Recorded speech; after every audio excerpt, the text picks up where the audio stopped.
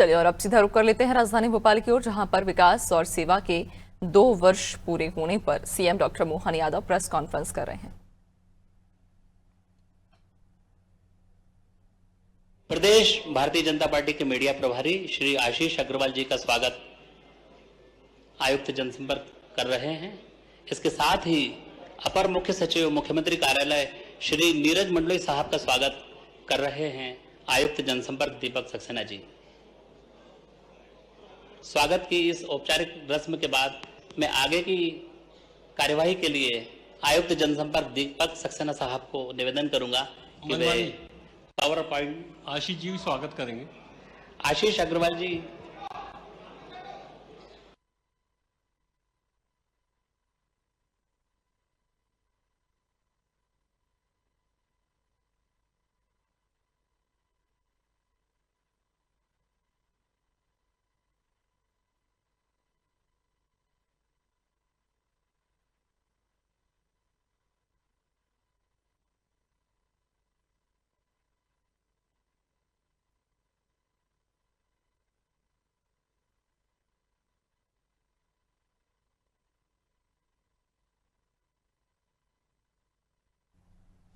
तो ये आप तस्वीर देख रहे हैं राजधानी भोपाल से। दरअसल आज आगे की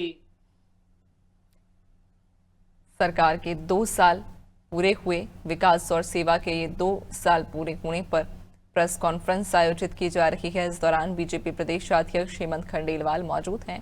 कुशाभाऊ ठाकरे सभागार में ये प्रेस वार्ता होगी, जहां पर ये बताया जाएगा कि इन 2 सालों में क्या उपलब्धियां मध्य प्रदेश ने हासिल की, क्या विकास की गति इन 2 सालों में रही, कितने बदलाव मुख्यमंत्री डॉक्टर मोहन यादव के कार्यकाल में हुए। तो मुख्यमंत्री डॉक्टर मोहन यादव के 2 साल कार्यकाल में रहते हुए पूरे हुए हैं और इसी के उपलक्ष्य में ये कार्यक्रम का आयोजन किया जा रहा है। मुख्यमंत्री डॉक्टर मोहन यादव के 2 साल अपने कार्यकाल के पूर्ण हुए। बहुत बहुत धन्यवाद। आज की विकास और सेवा के इस 2 साल पूरे होने पर आयोजित पत्रकार वार्ता में आप सभी का हार्दिक स्वागत है। पत्रकार वार्ता की जो रूपरेखा रहेगी उसमें जाहिर है कि आप लोग प्रश्न पूछना चाहते हैं। माननीय मुख्यमंत्री जी का जब प्रेजेंटेशन होगा उस दौरान यदि आपके मन में कोई क्वेश्चन हो तो हमारे लोग आपके बीच में रहेंगे। आप एक पर्ची पे क्वेश्चन नहीं, आपका नाम लिख के भेज सकते हैं यहाँ पे मुझे। जब क्वेश्चन आंसर का सेशन होगा उस समय हम एक एक करके नाम लेके आपको क्वेश्चन के लिए आमंत्रित करेंगे।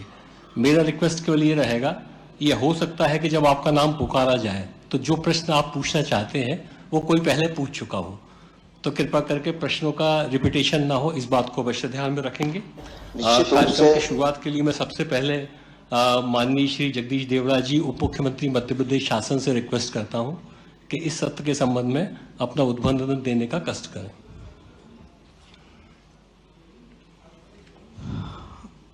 आज की इस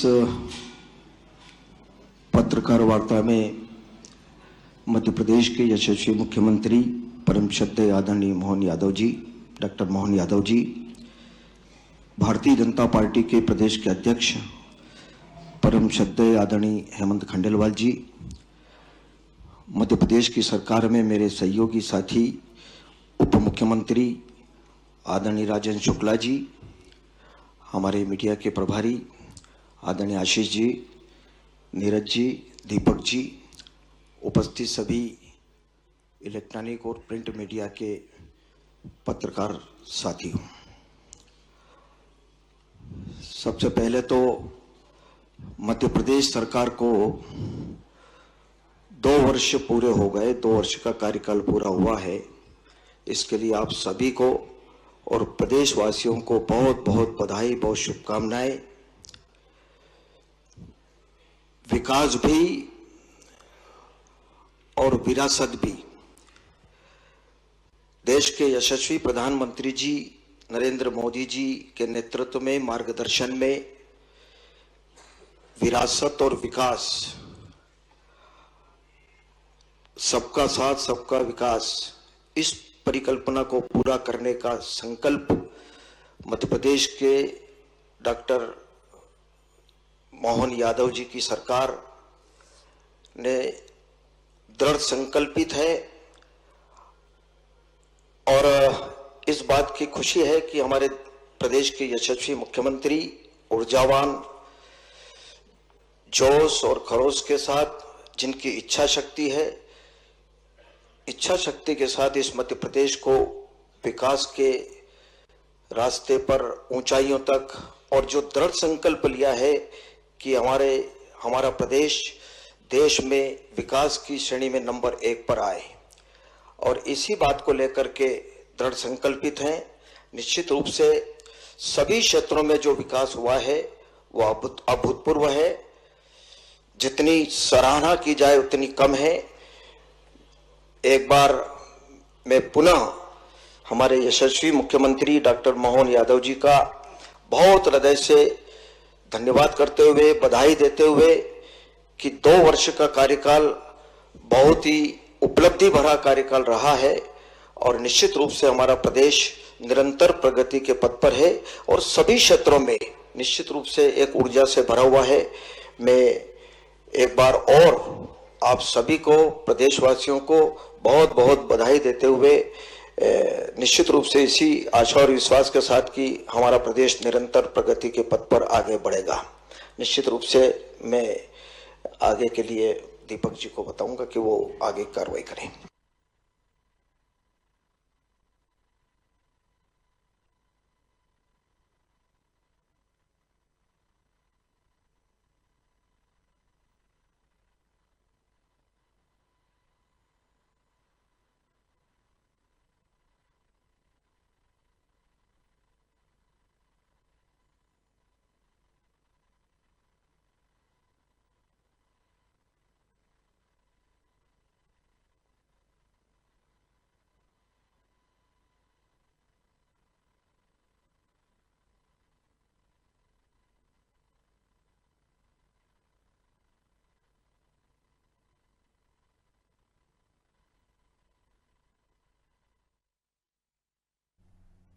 तो मुख्यमंत्री डॉक्टर मोहन यादव के 2 साल पूरे हो चुके हैं। उनके कार्यकाल के 2 साल पूरे हुए और उनके कार्यकाल के 2 साल पूरे होने पर ये आज कार्यक्रम आयोजित किया जा रहा है। प्रेस वार्ता आज आयोजित की जा रही है और इस प्रेस वार्ता के जरिए ये बताया जाएगा, प्रदेशवासियों के सामने पूरा लेखा जोखा रखा जाएगा इन 2 सालों का कि इन 2 सालों में मध्य प्रदेश में कितना विकास हुआ, मध्य प्रदेश ने विकास की क्या गति हासिल की है और क्या उपलब्धियां इन 2 सालों में मध्य प्रदेश सरकार को हासिल हुई। 12,655 आयुष्मान आरोग्य मंदिर बनाने जैसे बड़े काम सरकार ने किए। हर विभाग में, हर समाज के हर वर्ग को सरकार ने काम करने का प्रयास किया। मैं मध्य प्रदेश की भारतीय जनता पार्टी संगठन, मध्य प्रदेश की जनता की तरफ से 2 वर्ष सफलतापूर्वक सरकार के पूरे करने के लिए और जनहित के बहुत सारे जो नवाचार उन्होंने किए उसके लिए मैं मुख्यमंत्री मोहन यादव जी को और उनके पूरे मंत्रिमंडल को दिल से धन्यवाद देना चाहूंगा और उम्मीद करूंगा कि इसी पथ पे हमारी सरकार आगे आने वाले समय में हर वर्ग के लिए और अच्छे काम करेगी। बहुत बहुत धन्यवाद। धन्यवाद आदरणीय खंडेलवाल सर।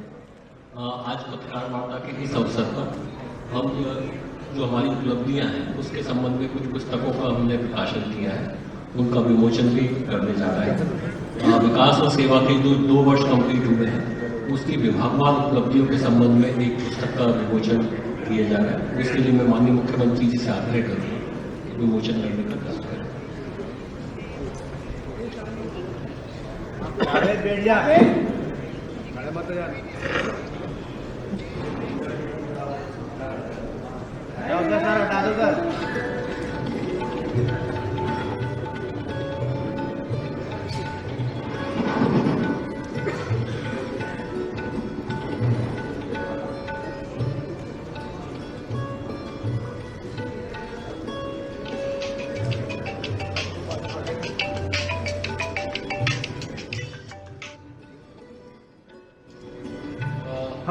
माननीय मुख्यमंत्री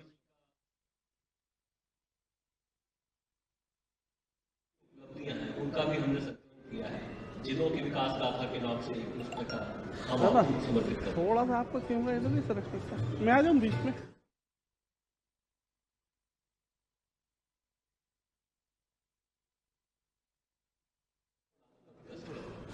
ये थोड़ा सा आपको इधर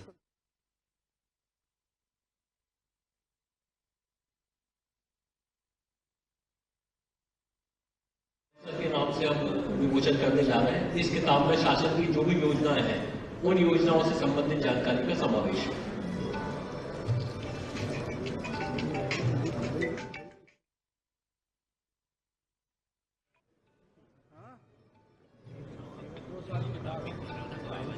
अच्छा ठीक।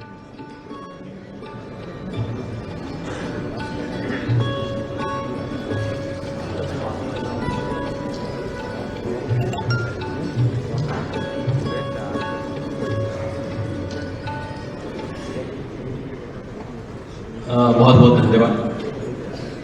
अब मैं माननीय मुख्यमंत्री जी से रिक्वेस्ट करूंगा कि अपना उद्बोधन और प्रेजेंटेशन के माध्यम से तो आपको अवगत कराने का प्रयास करें। प्रेजेंटेशन लगाना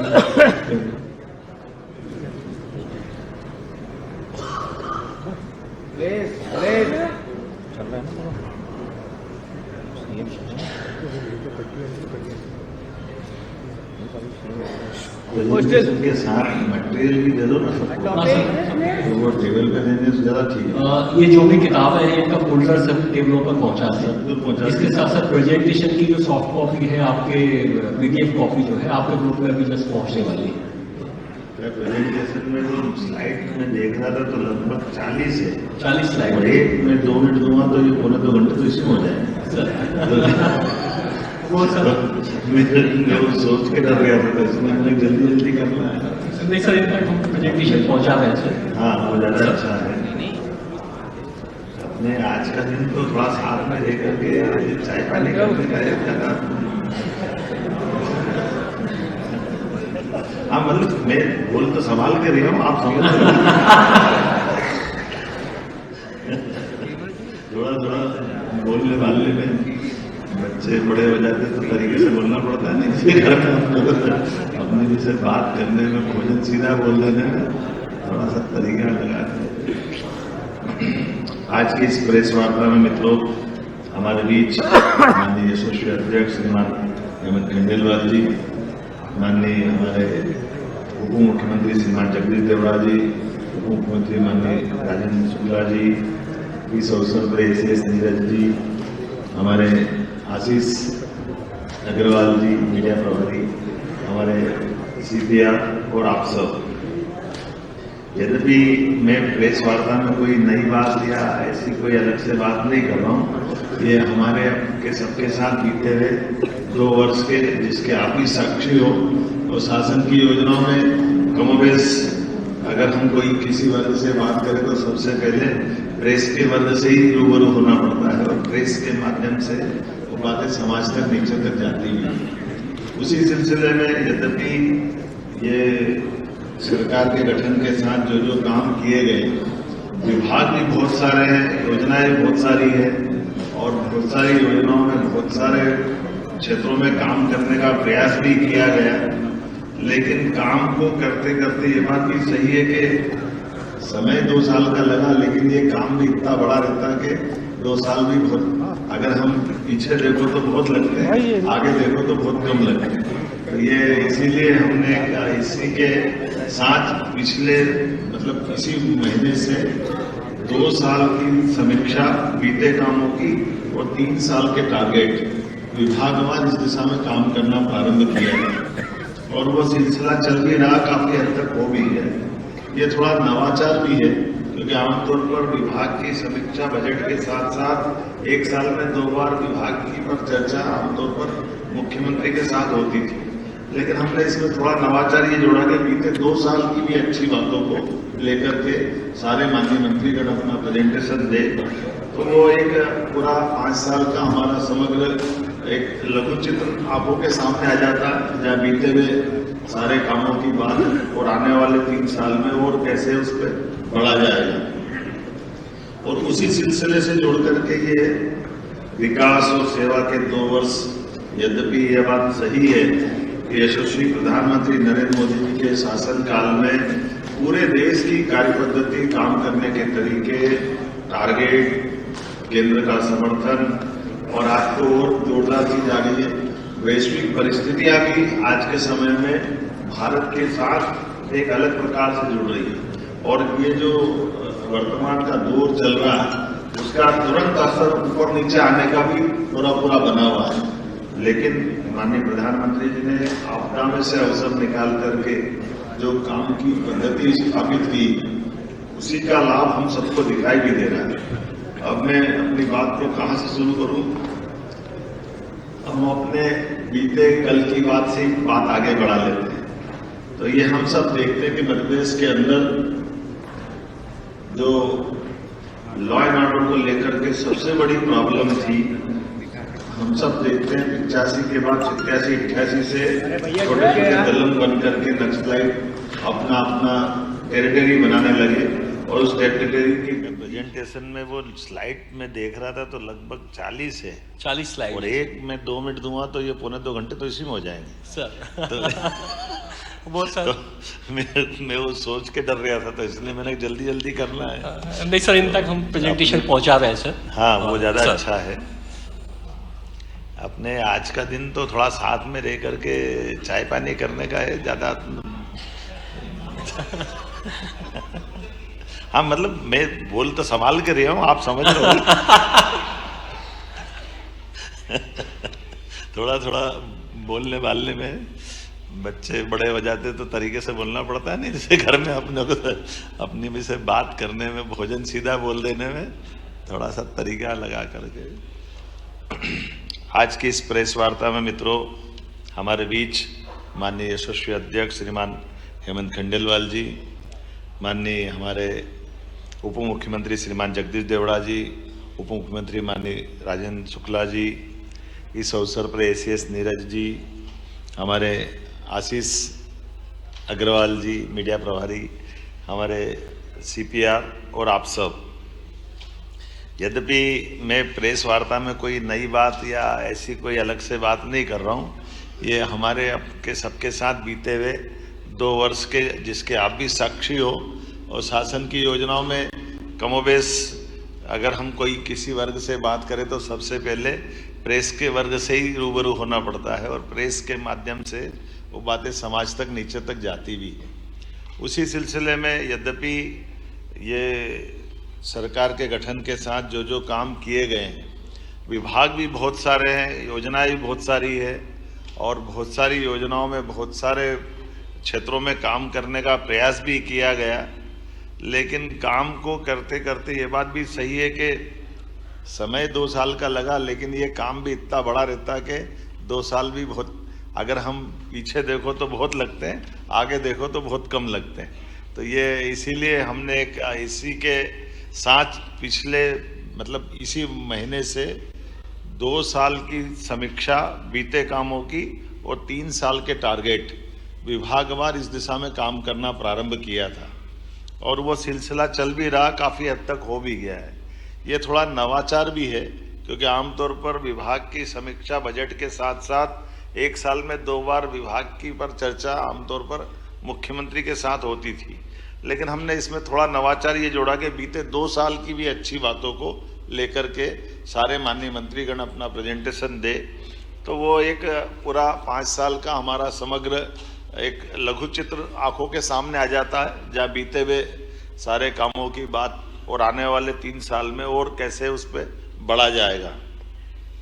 और उसी सिलसिले से जोड़ करके ये विकास और सेवा के 2 वर्ष, यद्यपि यह बात सही है कि यशस्वी प्रधानमंत्री नरेंद्र मोदी जी के शासनकाल में पूरे देश की कार्यपद्धति, काम करने के तरीके, टारगेट, केंद्र का समर्थन, और आज तो और जोरदार चीज आ गई है, वैश्विक परिस्थितियां भी आज के समय में भारत के साथ एक अलग प्रकार से जुड़ रही है। और ये जो वर्तमान का दौर चल रहा है उसका तुरंत असर ऊपर नीचे आने का भी पूरा बना हुआ है। लेकिन माननीय प्रधानमंत्री जी ने आपदा में से अवसर निकाल करके जो काम की पद्धति स्थापित की है, उसी का लाभ हम सबको दिखाई भी दे रहा है। अब मैं अपनी बात को कहाँ से शुरू करूं? हम अपने बीते कल की बात से ही बात आगे बढ़ा लेते हैं। तो ये हम सब देखते हैं कि मध्य प्रदेश के अंदर जो लॉ एंड ऑर्डर को लेकर के सबसे बड़ी प्रॉब्लम थी, हम सब देखते हैं 85 के बाद 87-88 से छोटे छोटे दलम बन करके नक्सलाइट अपना अपना टेरिटरी बनाने लगे और उस टेरिटरी के बीच में से ये नया अनुभव आया था। हम कभी सोचते नहीं थे आदिवासी अंचल भूला भाला हमारा छत्तीसगढ़ का बेल्ट या मंडला बालाघाट डिंडोरी तक के इस बेल्ट में कभी पहला तो संयुक्त मध्य प्रदेश था, 90 के बाद वो दौर बदला और 2002-3 तक आते आते 2 राज्यों में बदल गया। लेकिन घटनाएं घटने लगी और उसमें क्या क्या हुआ ये दोहराना नहीं चाहूँगा, कल की प्रेस कॉन्फ्रेंस में मैंने बोल दिया उन सारी बातों को। लेकिन 90 से पहली घटना सामने आती है, 88-89 से दल गठन होने लगे और बाद के घटनाक्रम में तो ये हुआ कि 17 पुलिसकर्मियों की 95 में एक तरह से हत्या होती है। ये पहली बार हमारे राज्य में हुआ है कि पूरी की पूरी बस के हमारे सशस्त्र बलों का एक तरह से बहुत भीषण वो नरसंहार जैसा हुआ।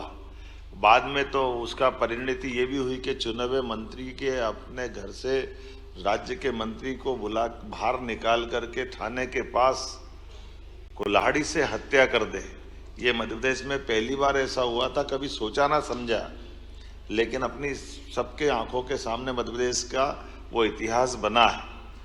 राज्य सरकारें क्या होती है, केंद्र सरकार क्या होती है, लेकिन आज़ादी के बाद राज्य और केंद्र की सरकार दोनों जगह एक दल की सरकार थी, कांग्रेस की सरकार थी, केंद्र में भी और राज्य में भी।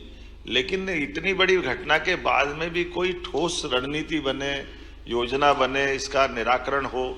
और उसका परिणाम क्या आया कि कई हमारे आदिवासी भाई बहन सहित कई शहरी को, कई राहगीर के किसी का हाथ कट गया, किसी का पैर काट दिया, किसी की बच्चे सहित पूरे परिवार को समानांतर थाने चल रहे हैं, समानांतर कोर्ट चल रही, समानांतर सत्ता चल रही, मंत्रिमंडल का गठन नक्सलाइटों का अपना अलग चल रहा है। ये सब एक तरह से पूरे देश के साथ साथ मध्य प्रदेश के साथ में भी स्थापित हुआ। हमें गर्व है इस बात का कि माननीय प्रधानमंत्री ने तय किया और माननीय गृह मंत्री जी ने लगातार ध्यान दे करके, जो 35-37 साल पुरानी एक चुनौती थी 2-4 साल के समय में, और अब तो डेडलाइन डिसाइड की। सच में जब उनने डेडलाइन डिसाइड की कि मार्च 2026 तक नक्सल वाली मूवमेंट समाप्त कर देंगे, तो मैं भी थोड़ा चौंक गया था कि कहीं ऐसा तो नहीं। मैंने गृह मंत्री जी से निवेदन भी किया, हमने कहा नहीं बिल्कुल चिंता मत करो, ये समय सीमा में हो जाएगा। बड़ा सुन के अच्छा भी लगा। लेकिन बीते साल जब बात की, क्योंकि मैं अपने राज्य की दृष्टि से अगर देख के बताऊंगा तो आप सब जानते हैं हमारा भौगोलिक रूप से इतना बड़ा मंडला बालाघाट डिंडोरी का क्षेत्र, जिसमें रिजर्व फॉरेस्ट इतना बड़ा, ऐसे में 25-30-40 लोगों को खोज के निकालना यही चुनौती रहती। और वो फॉरेस्ट के इलाके में जब मोबाइल टावर काम नहीं करते हैं, बिजली की लाइन के भी संकट रहते हैं, जंगली जानवर चारों तरफ बिखरे हुए, गांव की अंदर की भी स्थिति कैसी है कि लगातार 20-25 साल तक लाल सलाम ने जो माहौल बनाया कि फॉरेस्ट के अधिकारी से लेकर के सारे लोग, लेकिन ये सौगात भी मिली कि पहले तो हमारे अपने भी इस घटनाक्रम में बहुत दर्दनाक हादसे हुए। बीते साल जिस आशीष शर्मा को हमने प्रमोट करके टीआई बनाया, कुछ समय पहले उनकी बलिदान भी हुआ, ये दर्दनाक भी था। लेकिन मुझे इस बात की प्रसन्नता के कुछ अच्छे पुलिस अफसर जिनने खुद ने मांगकर बालाघाट की ड्यूटी ली, मैं अपने आईपीएस अधिकारियों को बधाई देना चाहूँगा। आमतौर पर आईएएस आईपीएस पे कई बार सुविधा की और तमाम प्रकार की बातें आती हैं, लेकिन यहाँ के अपने इस राज्य के बहादुर अफसरों ने पोस्टिंग मांग के लिए और टारगेट लिया कि हाँ हम ये करके देंगे।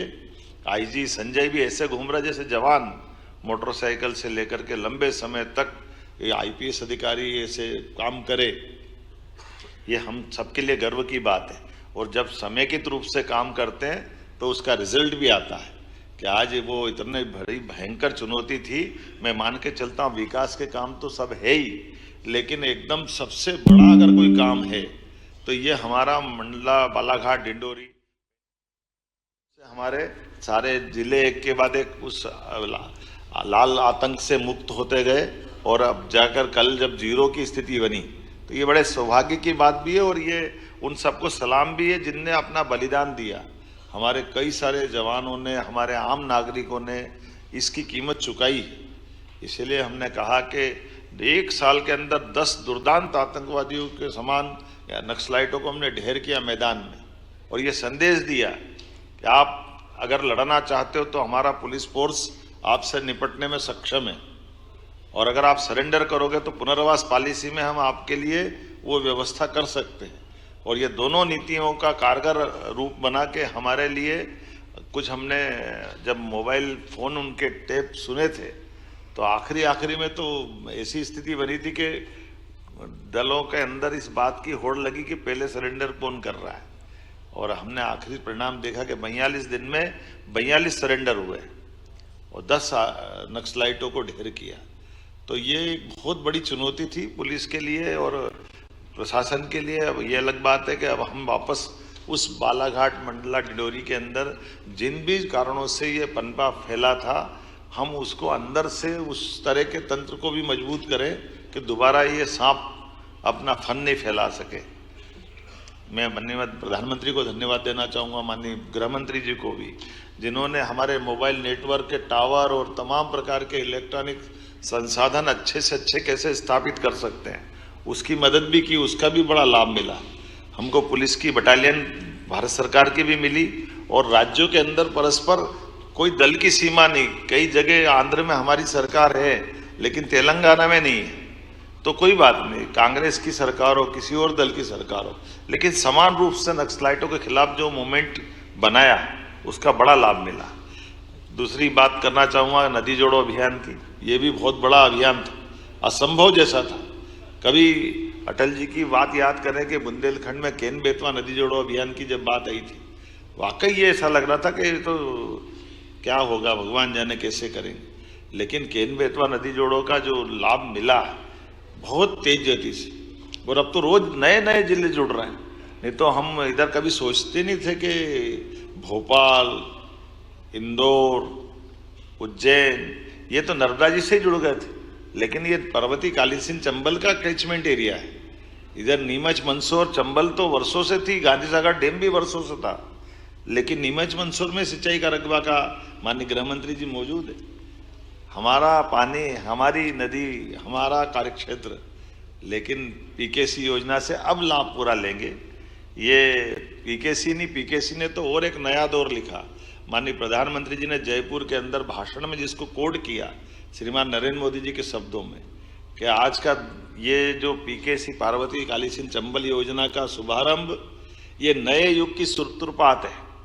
जब दो राज्यों के बीच सालों से झगड़े चलते हैं हाई कोर्ट, सुप्रीम कोर्ट में, और कई बार तो हिंसक घटनाएं हुई दक्षिण के राज्यों में, लेकिन परस्पर सौहार्दता के बलबूते पर राजस्थान में भी पानी पहुंचेगा, मध्य प्रदेश भी पानी लेगा, और हमारे इस क्षेत्र के अंदर पीने के पानी की, सिंचाई की, उद्योगों की रचनाओं को पानी के माध्यम से डेवलपमेंट करने की पूरी फ्रीडम मिल रही। तो ये नदी जोड़ो अभियान और एक सिलसिला चालू होता तो फिर कहाँ तक रुकता है। कितना अच्छा लगता है कि केवल राजस्थान नहीं, केवल उत्तर प्रदेश नहीं, महाराष्ट्र के साथ जोड़कर भी ताप्ती का पूरा ये एक नया प्रकार का वाटर रिचार्ज का पूरा प्रोजेक्ट बनाया और 70,000 करोड़ ये सारे चीज़ों में भारत सरकार 10% केवल राज्यों के लिए लगाने की बात कर रही, 90% अदरवाइज अगर इतने बड़े प्रोजेक्ट हम कैसे खड़ा करेंगे। 1 लाख करोड़ की पीकेसी योजना तो 90,000 करोड़ भारत सरकार दे रही, 70,000 करोड़ की पार्वती कालीसिंध चंबल योजना, ऐसे 70,000 करोड़ की हमारी ताप्ती के साथ योजना बनी, जो हमारा बुरहानपुर के बाद खंडवा, खरगोन के हिस्से से होते हुए इस पूरे नए वाटर रिचार्ज का पूरा एक नया प्रकार का बेसाल्ट हमारा पूरा काम आएगा।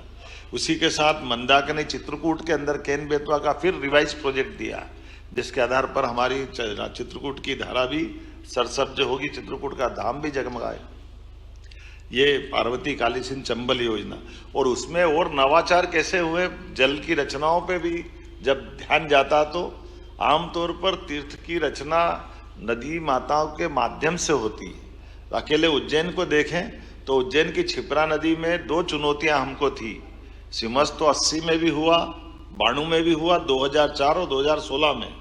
लेकिन 80, 92 और 2004 तक जब सिमस्त हुआ तो क्षिप्रा जी के जल में स्नान करने जो साधु संत सहित धार्मिक श्रद्धालु आए, उन्होंने गंभीर के पानी में स्नान किया। गंभीर क्षिप्रा जी से लगभग 20 किलोमीटर दूर से पानी लेके लिफ्ट करके आए और उसमें स्नान कराया।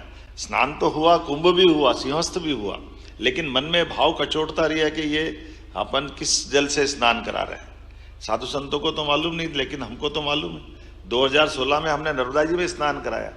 तो ये बात सही है कि नर्मदा जी के टाइम क्षिप्रा लिंक की योजना में नर्मदा का मिलन हुआ, तो ये संदेश तो था।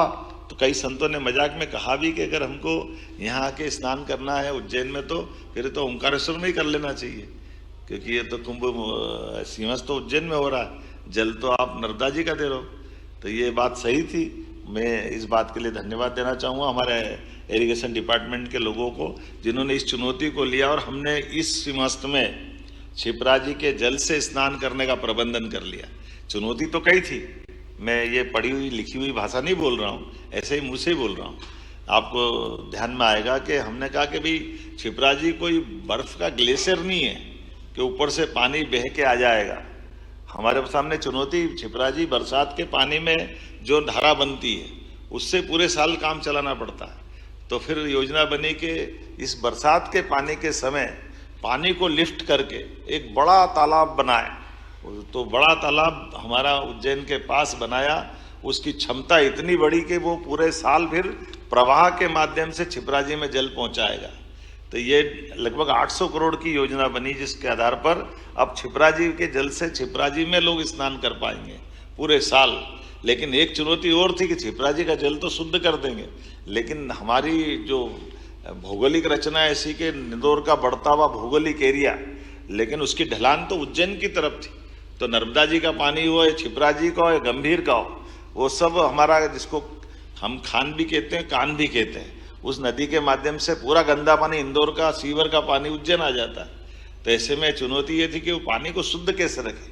तो इस बार ये भी एक अच्छा प्रयोग मिला कि जब हम बड़ी नदियों को राज्य के बाहर भी जोड़ने का अगर हम बड़ा एक रिकॉर्ड बना रहे हैं, जब यूपी के साथ केन बेतवा का बना रहे हैं, पार्वती काली सिंध चंबल के साथ राजस्थान का, या ताप्ती के साथ महाराष्ट्र का, तो एक राज्य के अंदर भी 2 नदी जोड़ो अभियान चलना चाहिए। तो एक राज्य के अंदर गंभीर और खान नदी को जोड़ने का प्रोजेक्ट बना, जिसके कारण से उज्जैन से लगभग 15 किलोमीटर दूर पानी को शिफ्ट करके डाउन स्ट्रीम में गंभीर की ऊपर गंभीर का डैम बनेगा, नीचे गंभीर का पानी सूखी नदी में जाएगा। तो वहाँ सिंचाई करके लोग उस पानी का किसान उपयोग करेंगे और ये गंदा पानी मिलने से क्षिप्रा जी का रुकेगा। ये प्रोजेक्ट भी इसी के माध्यम से, मौका पड़ेगा तो पत्रकार साथियों आपको ले चल के दिखाएंगे कि अंडर डक्ट बन करके 50 किलोमीटर नीचे बड़ा ट्रक अंदर से चला जाए, इतनी बड़ी टनल बनाना। उस टनल में नदी की धारा, ऊपर लोग खेती कर रहे हैं, किसानी कर रहे हैं, ऊपर खेती नॉर्मल चल रही है, लेकिन नदी की धारा नीचे जा रही है। तो ये भी अपने राज्य के अंदर पहली बार ऐसा हुआ कि नदी से नदी जोड़ो अभियान में ये एकदम नीचे से ऊपर के बीच में, नीचे नदी का मूल स्रोत अलग, बीच में टनल अलग, ऊपर खेती चल रही है। तो 3 मंजिल पे काम हो रहा है। ये अपना एक नया प्रयोग, लेकिन इस पे भी हमारी सरकार ने काम किया है। ऐसे एक नहीं कई प्रयोग हमने और किए। उदाहरण के लिए आपने सबने देखा होगा, यही भोपाल में GIS नहीं होती थी, रीजनल इंडस्ट्री कॉन्क्लेव नहीं होती थी। उद्योग के मामले में एग्रीकल्चर ग्रोथ रेट तो हमारी बहुत अच्छी थी, लेकिन एग्रीकल्चर ग्रोथ रेट के अलावा भी हमारे राज्य के अंदर इंडस्ट्री जब तक नहीं आएगी तब तक हमारी ठोस अर्थव्यवस्था पे प्रश्न खड़ा होता था। और उस व्यवस्था पे विचार करने के बाद हमने निर्णय किया कि रीजनल इंडस्ट्री कॉन्क्लेव होना चाहिए। तो छोटे छोटे संभाग केंद्रों पर, ये मानता हूँ ग्वालियर जबलपुर तो बड़े थे, भोपाल भी बड़ा था, लेकिन इंडस्ट्री कॉन्क्लेव पहली बार हुई। कई लोग आश्चर्य जब हम कर रहे थे कि बड़े बड़े उद्योगपति आकर के कहते ग्वालियर में हम पहली बार आए, जबलपुर पहली बार आए। तो जब जबलपुर ग्वालियर तो आए, लेकिन सागर और नर्मदापुरम में भी और शहडोल में भी शहडोल में तो जो हमारा इस्पात का कारखाना टीएमटी सरिया वाले ने लगाया, वो अग्रवाल जी आकर बोलते कि मैं तो बिल्कुल पास का छत्तीसगढ़ का ही हूँ, लेकिन मुझे ध्यान ही नहीं गया कि शहडोल में भी हो सकता है क्या ये 3000 करोड़ का बड़ा एक इंडस्ट्री का पार्क। ऐसे निवाड़ी जैसे जगह जिले में एक बड़ा इंडस्ट्री है, निवाड़ी 1.5 विधानसभा का जिला, लेकिन निवाड़ी जैसे जिले में एक 3000 करोड़ का बड़ा कारखाना इस्पात का अगर वो लगता है तो ये हमको सबको प्रेरणा भी देता है, गर्व भी होता है। और अलग अलग नेचर की सब क्षेत्रों में अब खाद का कारखाना सागर में चालू हो जाए ये भी आश्चर्य है। और खाद भी कौन सा, जिसके लिए 12-32-16 एनपीके यूरिया, अब ये हमारे राज्य के अंदर आज अधिकांश खाद तो हमारा झाबुआ और सागर से ही पूरा हो रहा है, केवल भारत सरकार की परमिशन चाहिए, बाकी तो अपने राज्य में ही बन रहा है। अब ये भी एक थोड़ा नया और चुनौती वाला भी है कि केवल रसिया पे डिपेंड नहीं है, हम तो हमारे राज्य में बना रहे हैं और हमारे राज्य के अंदर उद्योगपति उसको दे भी रहे। ये एक नहीं, ऐसी कई सारी सौगात है। पंप स्टोरेज, अभी मैं जब ग्रीनको के लिए हैदराबाद में गया तो हैदराबाद में जिस कंपनी में मैं गया और जिस कंपनी ने यहाँ लगभग 6000 करोड़ का निवेश किया है पंप स्टोरेज, राज्य के अंदर सौहार्दपूर्ण संबंध आसपास का रहने का क्या परिणाम आता है बताना चाहूँगा। ये देश का नहीं दुनिया का सबसे बड़ा पंप स्टोरेज हाइड्रोल पावर हमारा बना है नीमच में। माननीय गृह मंत्री जी, आपने माननीय उप मुख्यमंत्री जी है, उसके अंदर उन्होंने खुद ने कहा कि ये इससे पहले हमारा दक्षिण में हैदराबाद के पास बनाया था तो 4 साल लगे थे हमको बनाने के, और अगर ये विदेश में बनता तो ये 8-10 साल में सारी परमिशन लेके होता है, लेकिन मध्य प्रदेश में 2 साल से भी कम समय में हो गया। उसमें से मैं ही भूल गया, एक तो उन्होंने मेरे को धन्यवाद दे रहे थे तो मैंने कहा मेरा क्या रोल है, बोले आपका ये रोल है कि जब आप नीमच तरफ आए थे एक इंडस्ट्रियल समिट में मिले थे तब हमने कहा था कि सब ये पंप स्टोरेज में एक ऊपर टैंक बनाना पड़ता है, एक नीचे टैंक बनाना पड़ता है। तो ऊपर का टैंक तो हमने बना लिया, अब नीचे का टैंक चूंकि चंबल का पानी वो गांधी सागर में रखा हुआ मंदसौर में, और वो चंबल का पानी का कंट्रोल तो राजस्थान सरकार के पास रहता है, वो पानी जब तक खाली नहीं करे हम बनाए कैसे नीचे, और अगर नीचे नहीं बनाएंगे तो वो पंप स्टोरेज चालू कैसे होगा।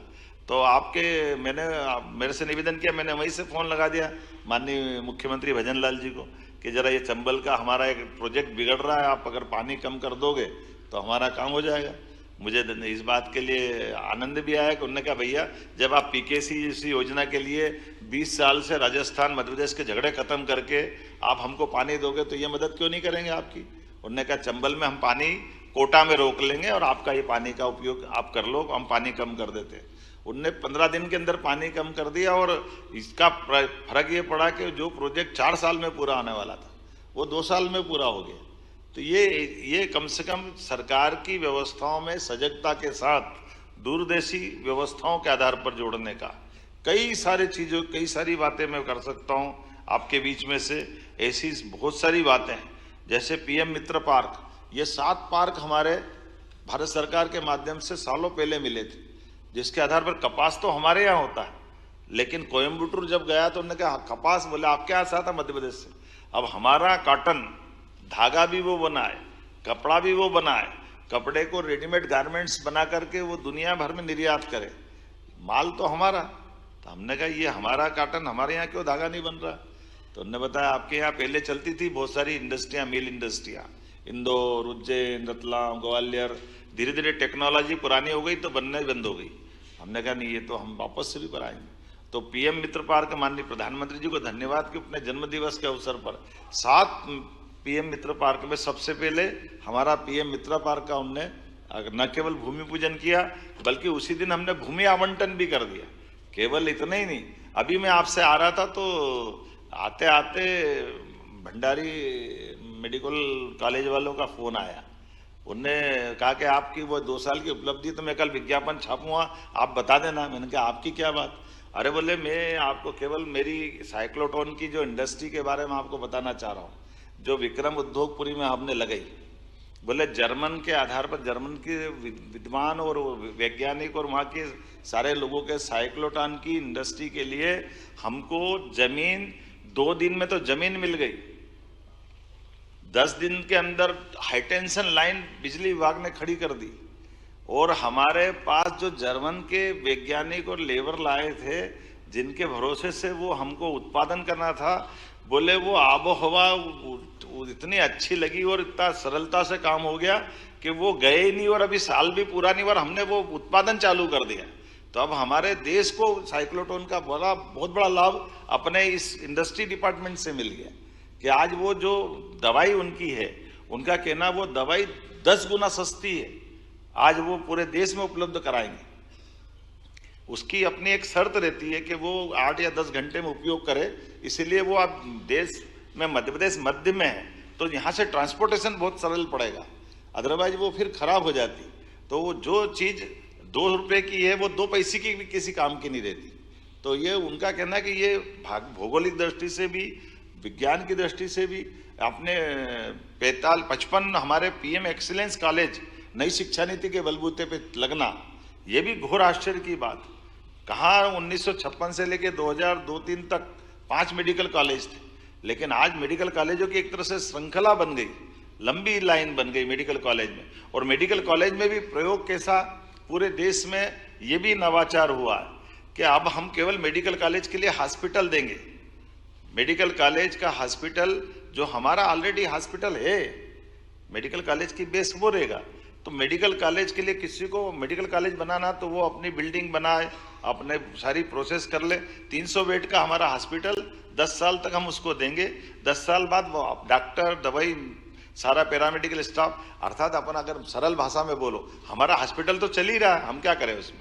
चलता हॉस्पिटल प्रैक्टिकल के लिए उनको दे दिया, जब उनका वो 700 बेड का बन जाएगा तो हमारा हॉस्पिटल हम वापस ले लेंगे, हमको क्या फर्क पड़ेगा। लेकिन वहाँ एक मेडिकल कॉलेज खड़ा हो जाएगा। इस कारण से पूरी दुनिया में ऐसा होता था, हमने नया नहीं किया, लेकिन ये प्रयोग देश में सबसे पहले हमने किया कि हमारे पैसे कितने बचे। इसलिए मेडिकल कॉलेज के लिए मेडिकल एजुकेशन अलग मंत्रालय और मेडिकल का मंत्रालय अलग, तो हमने ये दोनों को मिलाकर एक किया। ऐसे लगातार एक के बाद एक सभी क्षेत्रों में जो हो सकता है, जितने प्रकार से है।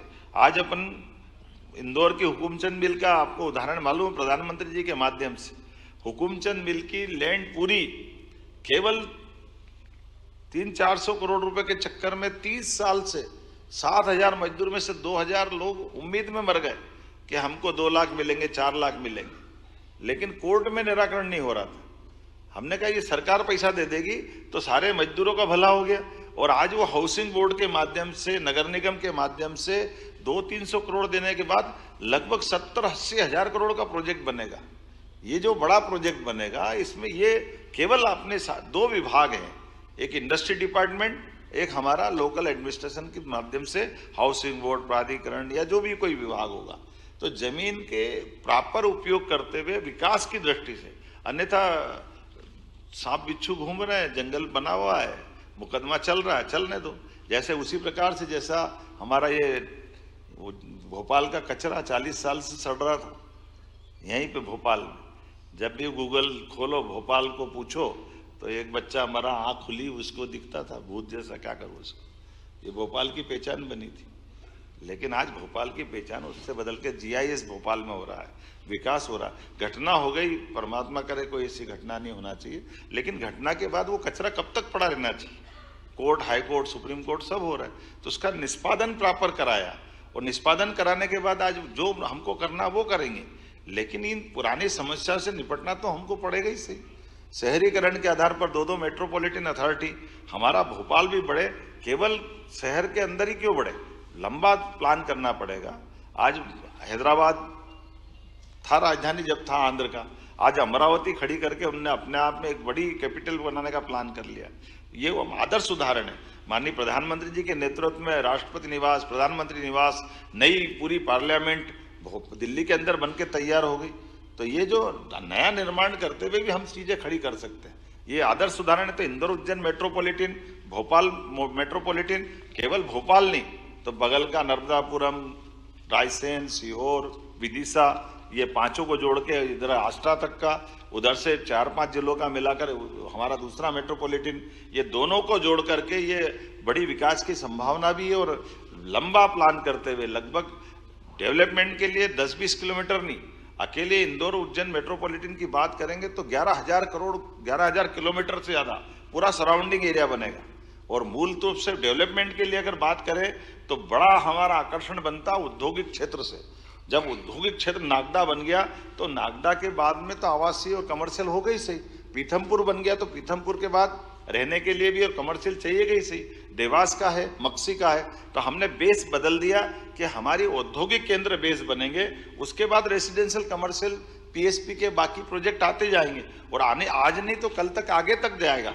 इसी का परिणाम है कि इसी की बाकी कनेक्टिविटी ग्रीन बेल्ट हमारा खास करके जो एक्सप्रेस हाईवे है, ग्रीनफील्ड हाईवे, 4 लेन 6 लेन, एयरपोर्ट के साथ एविएशन पॉलिसी में हमारी इंटर स्टेट और इंट्रा स्टेट ये एविएशन के प्रोजेक्ट अपने सबके सामने चल रहे हैं। ये उत्तराखंड में चलते थे 4 धाम के लिए, केदारनाथ, बद्रीनाथ, गंगोत्री, जमुनोत्री। अब तो उज्जैन ओंकारेश्वर क्यों नहीं हो सकते? वो शानदार चल रहा अपना, क्या फर्क पड़ गया? ऐसे एयरपोर्ट अपने 7 से 9 तो हो गए और 10वां तैयार हो रहे, 10वां भी चालू हो गया। और ये तो 10 जिसको एविएशन डिपार्टमेंट ने मान लिया, बाकी सिंगरौली, रतलाम, नीमच, मंदसौर, वहाँ हमारे B200 तो उतरते ही हैं शान के साथ, सारी हवाई पट्टियाँ चालू है, इसमें कोई कष्ट नहीं है। आपने देखा ही है कि जब अपना स्थापना दिवस मनता है तो एक दिन क्यों 3 दिन मनना चाहिए, और 3 दिन मने तो अपने कलाकार आनंद के साथ हो जाए। तो यहाँ विक्रमादित्य का महानाट्य भी होता और भगवान कृष्ण की लीलाओं को लेकर के 500 कलाकार भोपाल की, ये पहली बार हुआ। 18 पॉलिसियाँ फिल्म निर्माण से लेकर सभी प्रकार की।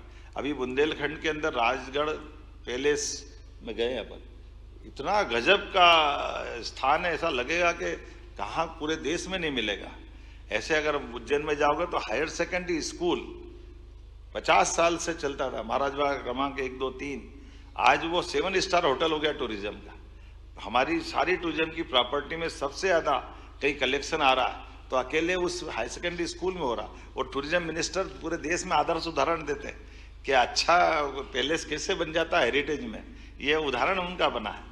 कहने के लिए तो बहुत सारी बातें हैं, लेकिन आज जब मैं आपसे बात कर रहा हूँ तो ये सारा मैटर तो आपके पास पहुँच ही गया है। और अब मैं बोलूँ क्या, जितना तो आप मेरे से ज़्यादा समझते हो और बोलते रहते हो, ये सारी बातें आप करते रहते हो। बोलने के लिए बहुत सारी बातें बोल सकता हूँ, लेकिन जिस प्रकार से समय बदला है और समय के साथ ऊर्जा के क्षेत्र में पूरे देश में सबसे सस्ती बिजली अगर कोई दे रहा है तो अपना राज्य दे रहा है। बिजली में भी ऐसे ऐसे नए प्रयोग हुए कि जिसके आधार पर बिजली के लिए सारे लोग भौचक के देख रहे हैं ये हो क्या रहा है। मध्य प्रदेश हमारा सबसे लोएस्ट रेट बिजली में गया है और इसके आधार पर ओंकारेश्वर और ये बड़े बड़े प्रोजेक्ट तो हमारे हैं, आगर, नीमच, सोलर पार्क भी 2000 मेगावाट का, और कंपोजिट यूपी और हमारा 6 महीने वो वापर लेंगे, 6 महीने हम वापर लेंगे।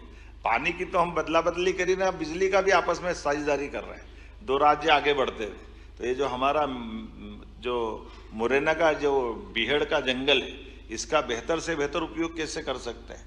आज ये बदलते दौर में हमारी आने वाले समय के टारगेट भी बड़े हैं, लेकिन अभी बात नहीं करूँगा, बीते समय की बात करूँगा जब हमने अपने नामांतरण की नई पद्धति लगाई।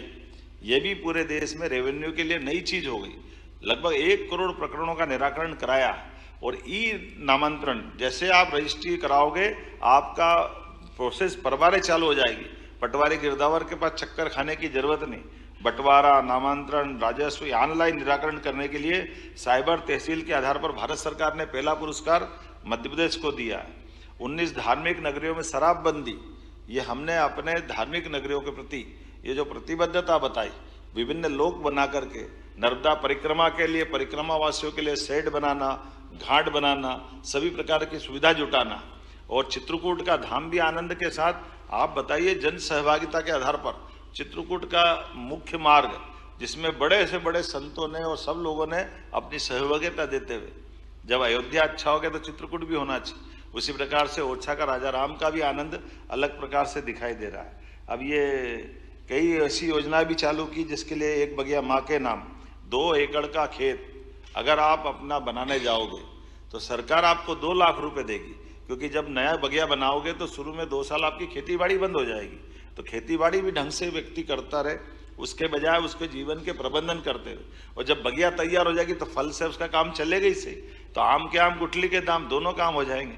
हमारा पास वो व्यक्ति अपनी खुद का बगिया भी तैयार कर लेगा और अपना बगीचा भी तैयार हो जाएगा। योजना तो बहुत सारी है। हमने जलगंगा अभियान चलाने का हर साल का निर्णय किया। जलगंगा अभियान में दोनों क्षेत्र में, ग्रामीण में और शहर में भी, शहरी क्षेत्र के अंदर जितने कुएं, बावड़ी, तालाब, पुरानी जल रचनाएं और नवीन रचनाओं के लिए अब तो सड़कें भी बन रही है, तो हमने सड़कों के किनारे जो मुरम खोदने के लिए या बाकी मिट्टी निकालने के लिए जो गड्ढे होते हैं उसको भी जल रचना में बदलने के लिए पीडब्ल्यूडी मंत्री जी माननीय राकेश जी को धन्यवाद दूंगा। एक योजना बनी कि ये जितना पानी का हम अपना संचय कर सकते हैं उस सबको भी करते जाना है। उसी प्रकार से ग्रामीण अंचल में भी सभी पंचायतों के साथ ये जलगंगा अभियान के माध्यम से, नदियों का मायका है मध्य प्रदेश। अभी ध्यान में आया कि लगभग 250 के आसपास प्रदेश की नदियां हैं। उन नदियों के उद्गम से लगा करके उनकी जल रचनाएं कैसे चालू हो, उनका एक तरह से पुनर्जीवन का काम भी और संचयन का काम भी, जल रचनाओं के लिए छोटे छोटे स्टॉप डैम से लगा करके बड़े बड़े भी सब पे काम करके बूंद बूंद कैसे काम आए, उस दिशा में हमने काम करना प्रारंभ किया। स्कूलों की बात मैंने कर दी। गौ संरक्षण की तो अद्भुत योजना हमारे यहाँ चल रही है। गौ संरक्षण में भी देश में नंबर 1 का है। अभी मैं कल आंध्र में उतरा था, कर्नाटक सरकार के वहाँ के एक कारपोरेशन के चेयरमैन आए थे। उन्होंने कहा टेक्नोलॉजी तो आप हमारी ले गए, लेकिन आपके राज्य में बहुत बड़ा काम हो गया, मैं आना चाहता हूँ आपके मध्य प्रदेश। हमने कहा जरूर आओ। ये खास करके हमारा ये जो वेस्ट से एनर्जी बनाने वाले प्रोजेक्ट चल रहे हैं और ये जो पराली जलाने वाले जो प्रोजेक्ट जगह जगह, तो इतना अच्छा प्रोजेक्ट चल रहा है कि हमारे यहाँ अब धान का हो, गेहूं का हो, ये जो वेस्ट जितना निकलता है उससे बिजली उत्पादन, गैस उत्पादन, इसके प्रोजेक्ट भी खड़े हो रहे हैं। और गौ संरक्षण को लेकर के घर घर दूध उत्पादन बढ़े, 9% से 20% के टारगेट पे हम चल रहे हैं।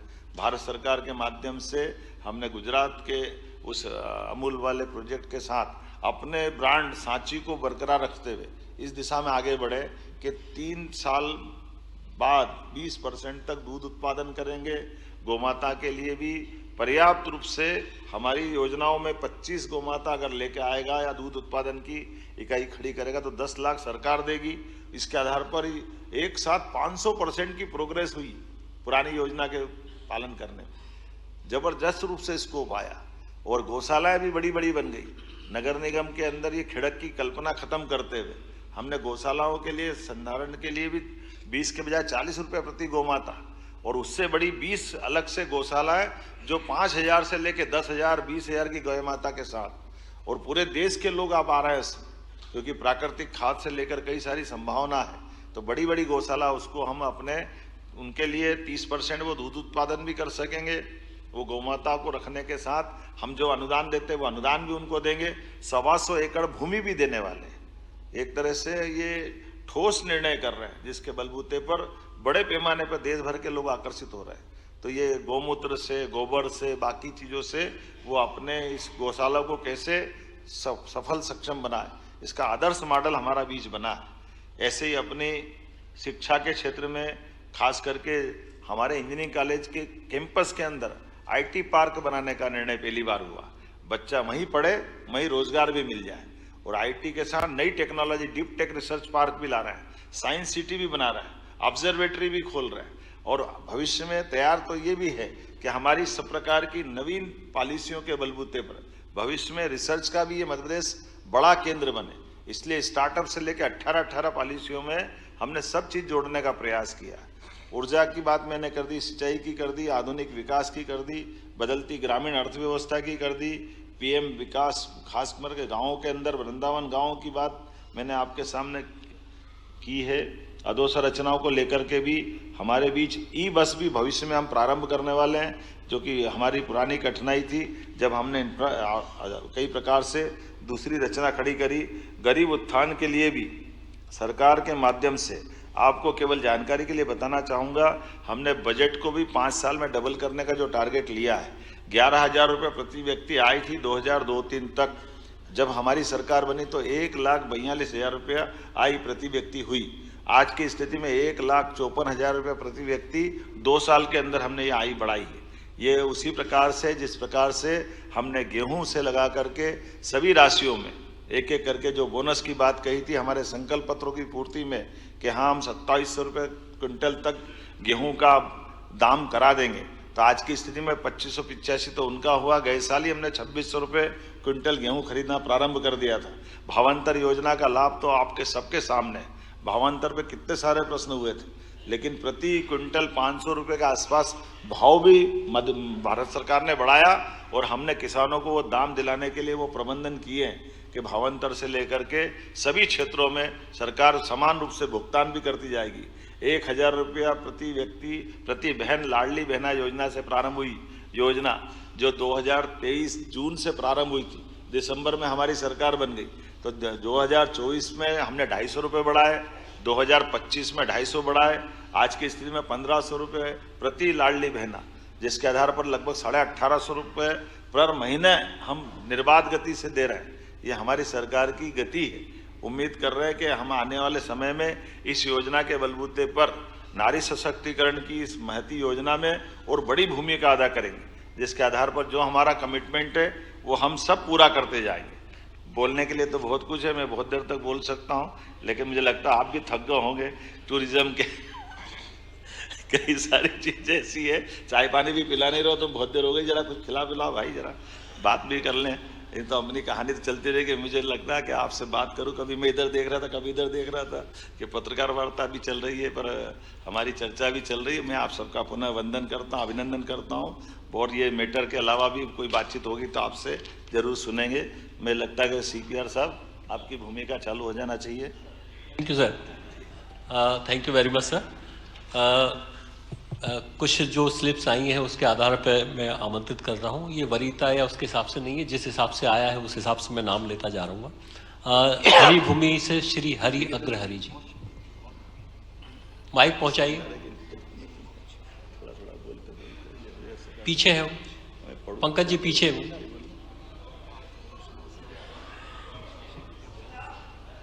ये माइक लेके बीच में जाइए।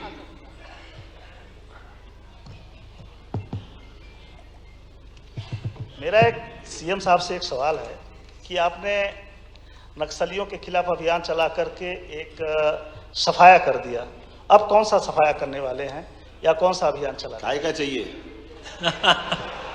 नहीं, करने के लिए तो बहुत कुछ है, कहने के लिए भी बहुत कुछ है। आप बताएं, आप अपने से बताएं तो ज्यादा अच्छा रहेगा।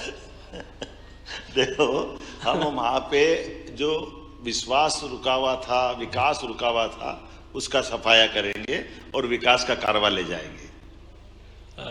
Thank you. श्री गिरीश उपाध्याय, स्वदेश भोपाल। कहाँ है उपाध्याय जी? उधर है, हाथ खड़ा कर देना, पता ही नहीं चल रहा है इतनी भीड़ में। ये माइक और ले आइए भाई। नमस्कार। नमस्कार। ये आपने नक्सली वाला तो जिक्र किया, लेकिन इसके एक समस्या समाप्त हो रही है और एक दूसरी समस्या से मध्य प्रदेश गिरफ्त में आता जा रहा है, जो नशे के कारोबार वाली है। इसको लेकर आपकी कोई कार्य योजना है जिसको आप कहेंगे कि हम अगले साल जो 3 साल पर जब इकट्ठे हों तब क्या आप अनाउंस करने की स्थिति में है कि हमने नशे के कारोबार से प्रदेश को मुक्त कर दिया है?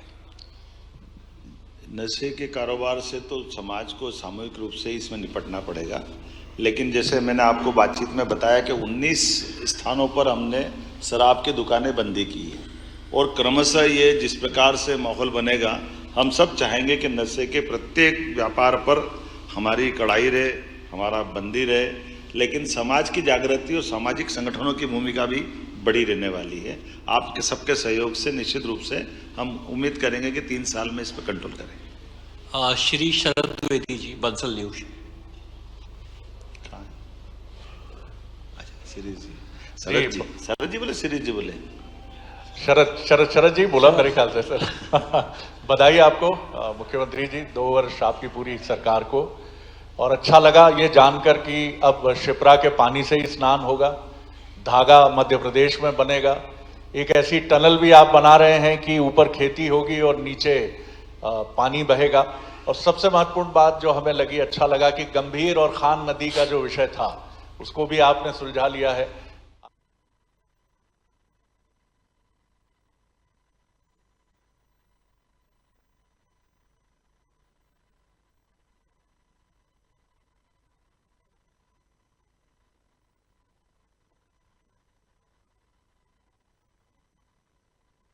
लेकिन अब इस दौरान अब आपको तेजी से रन बनाने हैं और अब आपका जो प्रायोरिटी सेक्टर है वो क्या एजुकेशन होगा, हेल्थ होगा, रोजगार एम्प्लॉयमेंट होगा, किस तरह से आगे बढ़ेंगे, प्राथमिकता क्षेत्र क्या होगा? धन्यवाद। माननीय शरद जी, आपका धन्यवाद। जैसा कि हमने अपनी प्रायोरिटी में बताया था कि हमने अपनी 2024 में बहनों के लिए वो वर्ष समर्पित किया, ये वर्ष उद्योग और रोजगार के लिए किया। तीसरा हमारा एग्रीकल्चर सेक्टर है। एग्रीकल्चर सेक्टर में हमारे वर्तमान में जो इतने भी प्रोजेक्ट चल रहे हैं वो युवाओं को रोजगार दिलाने के लिए, गरीब की गरीबी दूर करने के लिए। लेकिन एग्रीकल्चर में जितनी ग्रोथ रेट हमारी है, उस ग्रोथ रेट को मेंटेन करते करते जो वर्तमान में हमारा सिंचाई का रकबा, जैसे केवल जानकारी के लिए बताऊंगा कि हमारा ये जो सिंचाई का रकबा लगभग 42 लाख हेक्टेयर था, आज की स्थिति में हम इसको 54 लाख हेक्टेयर तक ले गए। लेकिन 5 साल में हम 100 लाख हेक्टेयर तक ले जाने वाले हैं। जब 100 लाख हेक्टेयर तक ले जाएंगे तो ये जितनी बड़ी बड़ी परियोजना मैंने नदी जोड़ों की बताई, इसके साथ साथ जो प्रोजेक्ट हमारे चल रहे हैं उसका डिटेल भी हम दे देंगे कि हम ये जो कह रहे हैं ये ठोस कह रहे हैं। लेकिन इतना भी जानते हैं कि जब हमारा सिंचाई का रकबा बढ़ेगा तो हमारी एग्रीकल्चर ग्रोथ रेट भी बढ़ेगी और क्रॉप हमारे पास ज़्यादा आती है तो उसकी चुनौती भी बढ़ती जाएगी। तो हमारी क्रॉप की प्रोसेसिंग यही हो जाए, हमारे किसानों को उसका दाम सही मिल जाए, उसमें कोई कठिनाई नहीं आए, इसलिए इस दिशा में हम लगातार काम कर रहे हैं। और ये एक बड़ा टारगेट है, जब हम अपने किसानों की समृद्धि के लिए तीनों तरह से काम करेंगे, वो बागवानी के क्षेत्र में जाए, वो वार्षिक खेती उत्पादन में काम करे, सब्जी बाकी चीज़ों में, लेकिन मसाले की खेती भी करे, आयुर्वेदिक खेती भी करे। और उसी के साथ साथ जैसे मान लो ज़्यादा प्याज आ जाए तो प्याज उसको फेंकना नहीं पड़े, तो इसलिए हम एरिया आइडेंटिफाई करके प्याज से पाउडर कैसे बनता है, लहसुन से पाउडर कैसे बनता है, तो उससे जुड़ी हुई इंडस्ट्रियों को जोड़ करके उसकी प्रत्येक क्रॉप का दाम भी सही मिले और कठिनाई नहीं आए, इस पे भी काम करें।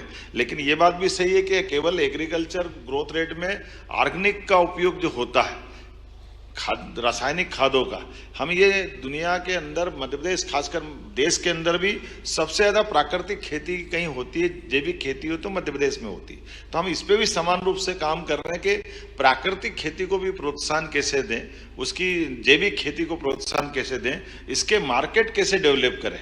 और उसकी थोड़ी जांच का भी एक कमजोर पक्ष है कि वो बड़ा कठिन जाता है कि वो कह देता तो मानना पड़ता अपने को कि वो ऑर्गेनिक है, लेकिन उसकी नीचे तक की जांच होकर के उसे बाजार मिले ताकि वो योग्य प्रकार से फसल का दाम ले।